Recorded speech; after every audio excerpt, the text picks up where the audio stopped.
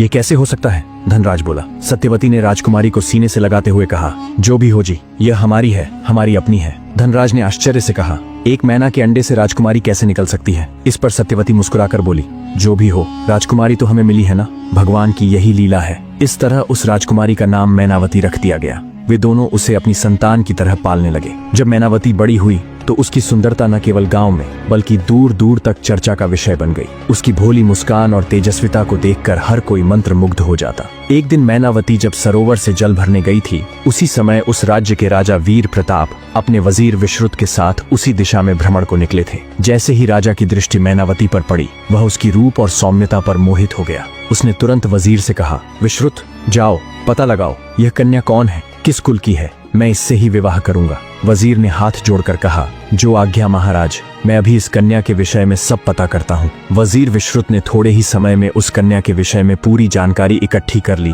और लौटकर राजा से बोला, महाराज, वह कन्या हमारे राज्य के चंद्रपुर गांव की है। उसके माता पिता धनराज और सत्यवती एक व्यापारी दंपति हैं। राजा ने तत्क्षण आदेश दिया, विश्रुत, जाकर उनके पास हमारे विवाह का प्रस्ताव रखो। वजीर उसी दिन चंद्रपुर पहुंचा और धनराज सत्यवती से बोला, महाराज, वीर प्रताप आपकी पुत्री मैनावती से विवाह करना चाहते हैं। यह सुनते ही दोनों के चेहरे खुशी से खिल उठे। धनराज तो जैसे फूले नहीं समा रहा था। अरे सुनो, हमारी राजकुमारी का भाग्य जाग गया, वह अब इस राज्य की महारानी बनेगी। दोनों की आंखें गर्व और प्रसन्नता से भर आईं। विवाह बड़े धूमधाम से संपन्न हुआ। मैनावती अब राजमहल की रानी बन गई, परंतु महल की पहली रानी राजेश्वरी को यह बात खलने लगी। जहां एक ओर महल में मैनावती की सुंदरता और सौम्यता की चर्चा हो रही थी, वहीं राजेश्वरी के मन में ईर्ष्या की आग भड़कने लगी। राजा वीर प्रताप को इस रहस्य की पूरी जानकारी थी कि मैनावती किसी स्त्री के गर्भ से नहीं बल्कि एक मैना पक्षी के अंडे से जन्मी थी, परंतु यह रहस्य मैनावती के मोहक व्यक्तित्व को और भी अलौकिक बना देता था।